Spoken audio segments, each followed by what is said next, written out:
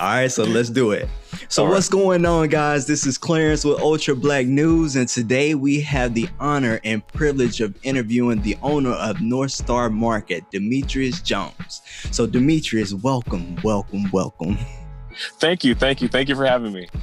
Definitely. So to kick things off, what I normally do with my shows is put together an intro for my people that I interview. So with that being said, this guy is one of the hippest guys in LA. And, as of right now, he's making his mark, building an empire with the North Star Market, where he showcases Black-owned products. Outside of the North Star Market, this guy has been making an impact in the community as well through science by hosting creative summer camps that focus on STEM activities as well. So with that being said, let me introduce the amazing Dimitrios Jones. Thank you. Here we go. All right. So was there anything else that we need to add to the intro? No, that sounds amazing. I'm like, oh, yes. Okay, awesome. So, Dimitrios, for the audience that's watching, could you share with us a little bit about you, and then share with us, what motivated you on opening up a market? Okay, great. Yes. Again, my name is Dimitrios Jones. Originally, I'm from Rochester, New York, upstate New York. Went to school at the University of Buffalo. There, I started out as a pre-med major, and then that kind of brought me to Los Angeles as I fast forward through some years. Yeah. And I became a community organizer, primarily in what they call SPA 6, Service Planning Area 6, which includes Watts, Compton, Broadway, Manchester, West Athens. Yeah. While being a community organizer, I noticed some of the underlining problems mainly was lack of education or access to quality education. I'm getting to the answer of the question. Oh, no, you're good. Take your time. You're good. Lack of quality education in our urban and underserved communities. And that's when myself and a few other community members decided to create the People of Change, which is a nonprofit serving communities, our communities in the fields of STEM, science, tech, engineering, and math. So doing that for 5 years and making an amazing impact in our communities, which we believe. We've done 6 science fairs. We've serviced over 3,000 kids, and made many kids in our community who's never experienced STEM education in the way that we teach it, because we teach it in a hip, cool, relatable way.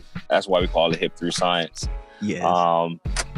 And then that led me to, as I spent more time in the communities, the Broadway, Manchester, Watts, and the West Athens area, they're generally known as what is called food deserts.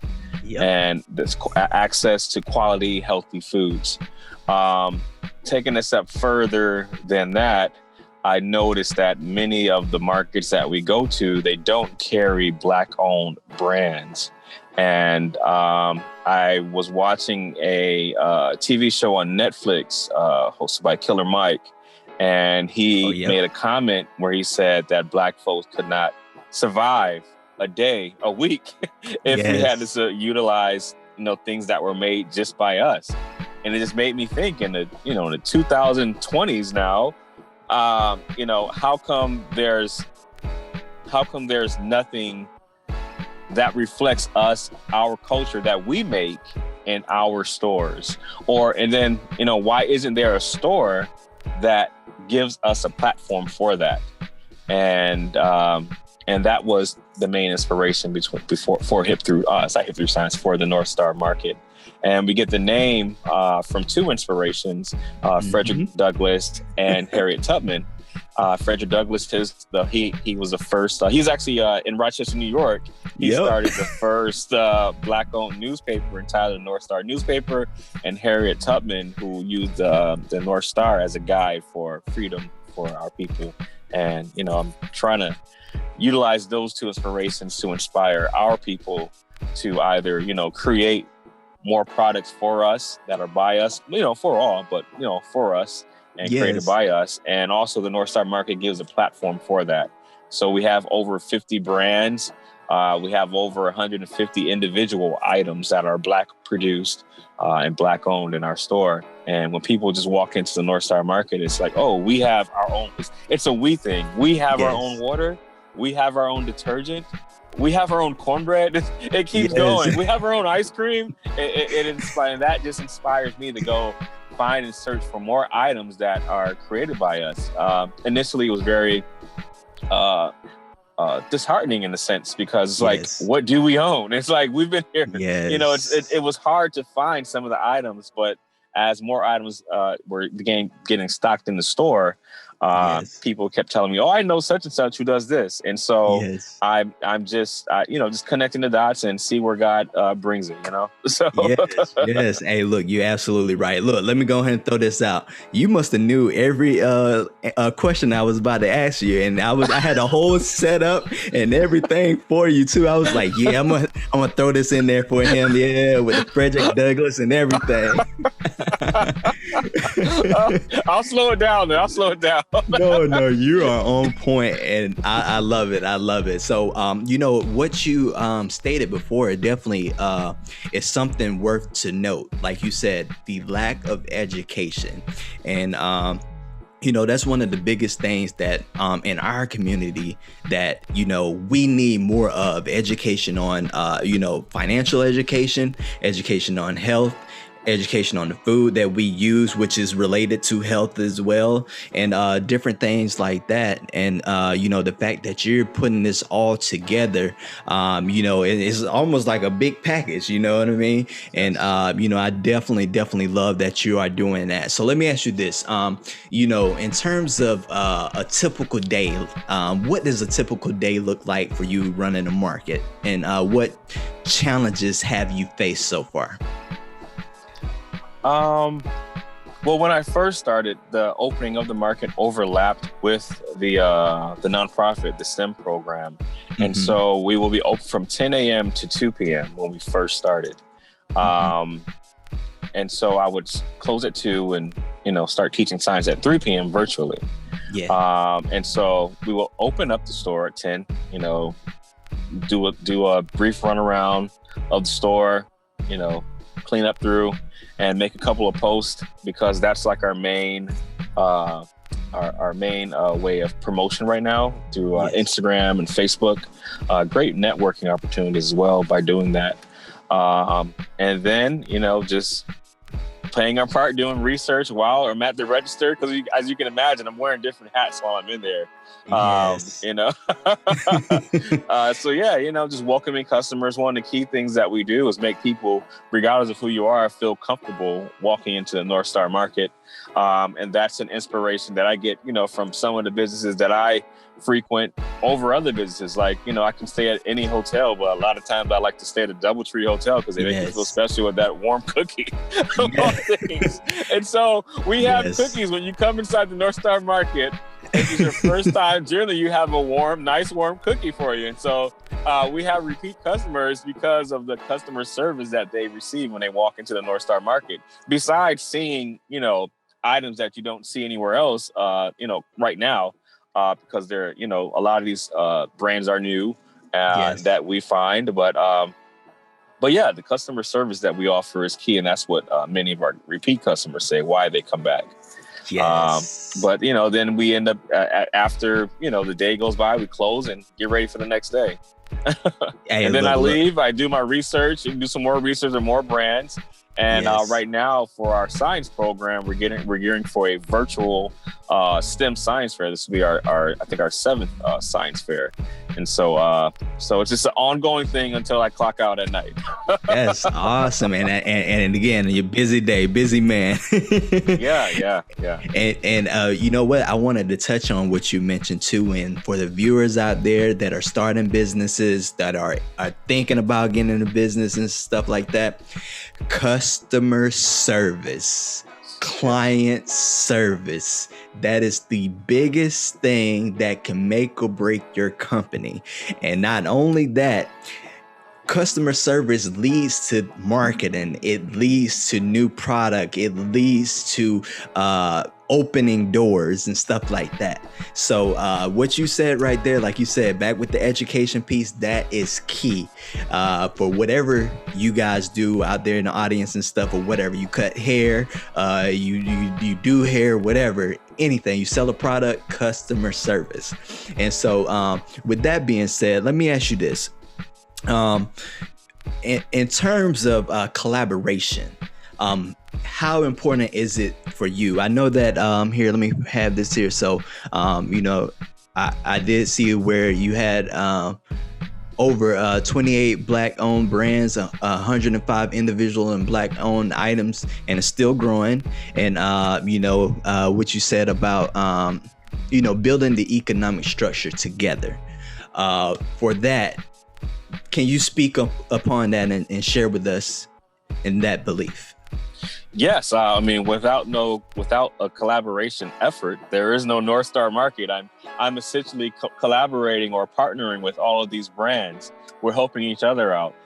When they have an item in the store, I'm promoting them. They want their item to sell, so they're sending their customers to this store as well. So we're partnering.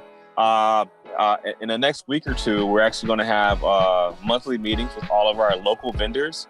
And so we can just see how can we collaborate more? How can we help each other? Because as mentioned, many of our brands are brand new. For instance, there's a Black-owned salsa company. She literally just started 3 weeks ago. Someone said, you make some really good salsa. So she decided to just make it, and she was selling it at parties, and her daughter happened to walk into the store. She enjoyed the customer service. And then she said, "Oh, my mother makes salsa." And I'm like, this is amazing. Let's partner. And the next day, her mother was literally in the store with 10 cases, 10 bottles of salsa. And, that's one of our hot sellers as well. So yes, partnering and collaborating is huge, especially with, when you're dealing with local brands, and we're all kind of on a beginning phase, and we're all trying to see, where can we take this to the next level. Yes. And what I wanted to throw out there with that collaboration piece is the reason why I brought it up specifically is that, in our community, which we always hear the little terms about crabs in a bucket, crabs in a barrel. Nobody want to see other people succeed and different things like that. So, the reason why I wanted to bring that up is so that way we can dismantle that idea that, it's so many people in the world. It's so many different clients in the world. One business, other than Amazon, one local business, I don't think can reach everybody across the entire world. So, collaboration is definitely key in building together. And, I reflect on looking at, Tulsa and the Black Wall Street and different things like that, Every Black person, in that community, a lot of them had their own businesses and stuff like that. But, the collaboration piece, you got the farmer that can get the stuff to the market, and these little different things like that. So it's definitely important. Yes. It's even when I've met one other Black-owned store owner. I've seen two in Los Angeles. And so, and the one that I met, he actually came to the store because he's seen people sharing some of the items on Instagram, and he said, I had to stop by, and he was like, I hope you don't mind. I would love to have some of the products that are in your store and in my store. And I said, yeah. He said, I don't want you to feel like I'm biting. I'm like, this is what we're here for. We're all, come on. You don't hear Kroger, you don't hear Ralph's talking to Food for Less or whatever your local shopping center talking to them. Like, in the end, it's helping our vendors. They would love to get in other stores. So yeah, we're all working together in a sense. It's a community. We need each other. And, God forbid if this store doesn't work out and, all those items are in this store, I would love to have them in another store so they can fall back on as well. So Exactly. and, how many stores do you see Hungry Jack pancakes in? Exactly. And that's the biggest thing that I, and whenever I talk to, people and stuff, about business and stuff like that, I stress the importance of, not getting into that thing where it's like it's a direct competition. Because if you look at, some of these super big restaurants and different things like that, look, McDonald's. So McDonald's, they started it. Then you got Burger King. Then you got, all the BurgerFi, all these different brands and stuff. And, they just putting together a product and they're focusing on their customers and doing things like that. But, I'm pretty sure they have partnerships down the line. There's different things like that because business is business. Yes, definitely. Yes, and so let me ask you this: what's next for you? What's next for you in the market? And with the North Star Market, yes, we are in a process of building a kitchen in the back part. We actually just put a flyer out, where we'll be offering not only Black-owned products, we'll be offering soul food or comfort foods that relates to everyone from our diaspora. I mean, we won't only have just soul food. We'll have Caribbean nights. We'll have African nights. We'll have South American nights. We'll have East African nights. So we're all connected through food, and of course, there's some type of this I don't know how to make, or I hope my goal is to have guest chefs from other restaurants to come in and cook here and watch it grow. So we've been talking with our team, and we're even want to utilize the front part of our store as a community space where we can host community meetings and talk about issues that affect us. How can we further certain items, and that would help us in a sense. But that's kind of the next step, and we'll see where it goes from there. Awesome. I like that. So let me ask you this. In what ways can others contribute to your vision and what you see for your business? They can follow us online at the North Star Market. Share our page. If you're in Los Angeles, feel free to stop by. If you look through our page, you'll see there's a wing mural. Come by, take pictures on the wing mural. And also, if you know any Black-owned, Black-produced items that produce items, feel free. We're looking for a Black-owned milk company. I read up on the history of someone who tried to have their own Black-owned milk, and that was another tragedy per se. He was pretty much blackballed from the industry and went bankrupt. Oh, man. We haven't found any Black-owned cheese that regular slice besides gourmet.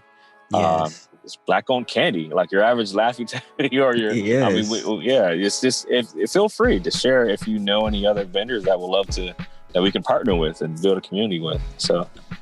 Awesome. So you guys hear that, make sure to share and make sure to, just spread word of what they're looking for. Because again, the goal is to, grow and build the new next Black Wall Street, essentially.